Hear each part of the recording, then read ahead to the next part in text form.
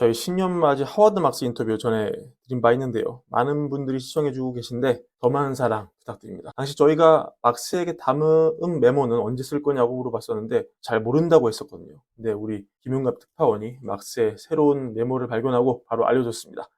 이번 메모 제목은 쉬운 돈이네요. 이지머니.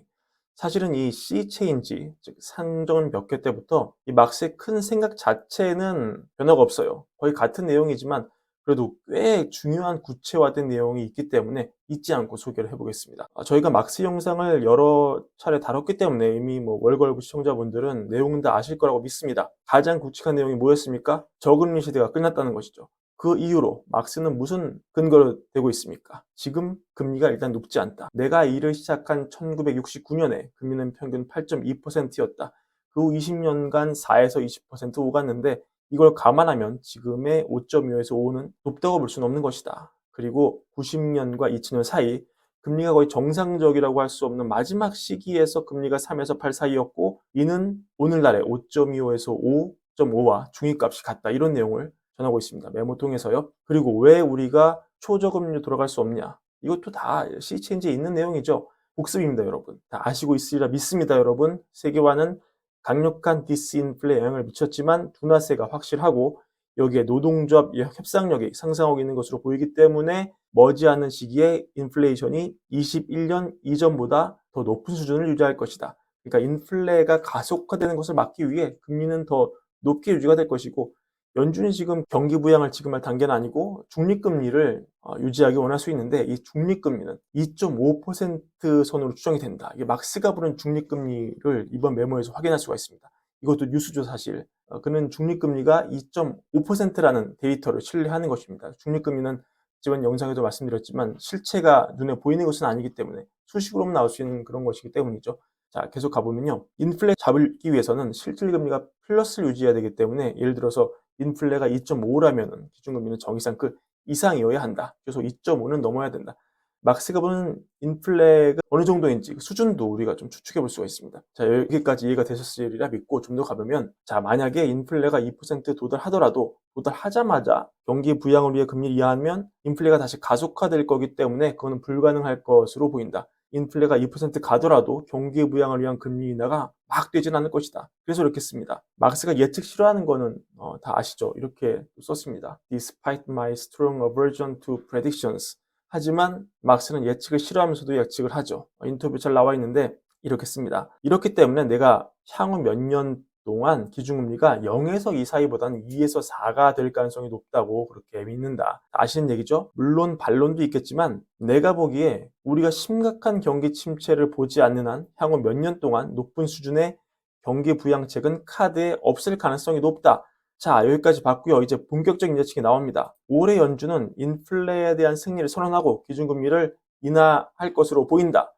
연준 점도표는 3번, 페드와치는 6번인데 내가 이렇게 쓰고 싶다. 18개월 전만 하더라도 연준의 공격적인 금리 인상 프로그램이 지난해 경기 침체를 초래할 것이라는 거의 보편적인 사고였다. 하지만 그것은 잘못된 생각이었다. That was wrong.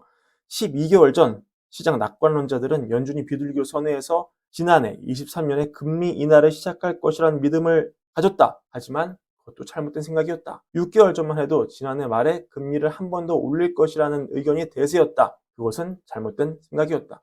뭐죠? 다 틀렸다는 겁니다. 그래서 나는 너무 신기하고 흥미로운데 지금 시장이 달리는 게 일반적으로 받아들여진 컨센서스가 아닌 그 외의 생각이 바탕에 둔 랠리라는 점에서 나온 결과라는 것이 흥미롭다. 대중적 의견은 다 틀렸다는 거죠. 그럼 지금 시점의 대중적 의견은 뭐냐? 인플레는 올바른 방향으로 움직이고 있으며 곧 연준의 목표치인 약 2%에 도달할 것이다. 따라서 추가 금리 인상은 필요하지 않고 그 결과 우리는 소폭의 경기 침체를 겪거나 아예 없는 연착륙을 하게 될 거다. 따라서 연준은 다시 금리를 낮출 것이다. 이것은 경제와 주식시장에 좋을 것이다. 소위 말해 골디락스다. 이게 소위 말하는 골디락스인데 나는 내 오랜 경력 동안 골디락스를 몇 번 보기는 봤다. 근데 오래 지속되는 경우가 별로 없더라.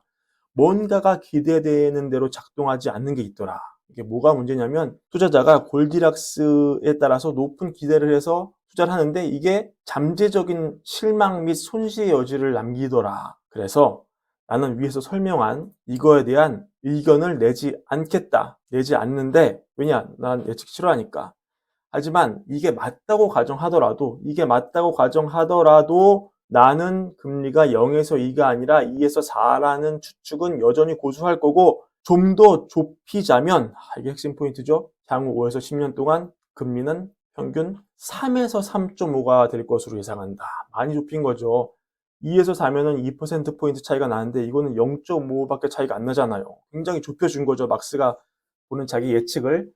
그리고 아마도 막스는 이렇게 계산한 것 같아요. 제가 추측하기로는 테일러 주칙, 지난번 설명드린 바 있는데 중립금리를 2.5로 본단 말이죠. 일단 이거 설명을 하자면 기준금리는 중립금리 더하기 현재 인플레의 GDP 갭에 인플레 갭을 더한 거 아닙니까? 2.2, 0.5, 0.5 곱해서 이거를 여기 2.5 넣고 여기에 2.5를 넣으면 여기 1을 넣으면 이게 0일 때 이게 저 답이 2.75 나오거든요.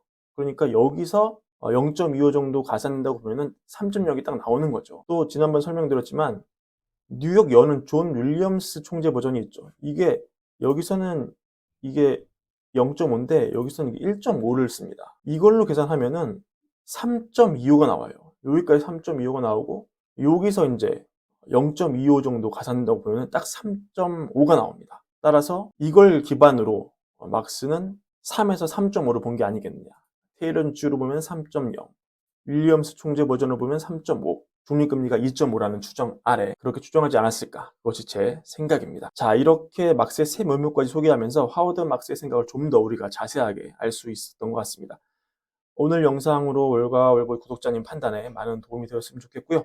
오늘 영상 2개를 준비했는데 도움 많이 되셨기를 빌면서 저는 다음에 더 좋은 영상으로 다시 찾아오겠습니다. 감사합니다.